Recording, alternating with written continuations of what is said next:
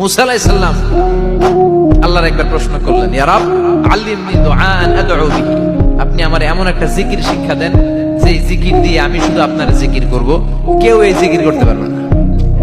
এই জিকির জানবো শুধু আমি, আর জানবেন কথা কোন? প্রশ্ন করছে কে? হ্যাঁ, কাকে করেছে?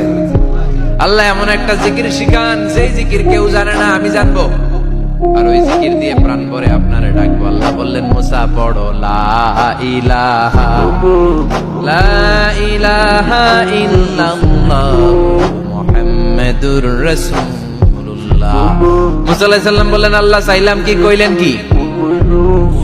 লা ইলাহা তো জাতীয় জিকির, এটা তো আন্তর্জাতিক জিকির, এটা জানে না এমন কেউ নাই, এমনকি হিন্দু ভাইরাও জানে। কথা কর আল্লাহ, আমি তো চাইছিলাম এক্সক্লুসিভ, আমার জন্য স্পেশাল, এর চেয়ে সুন্দর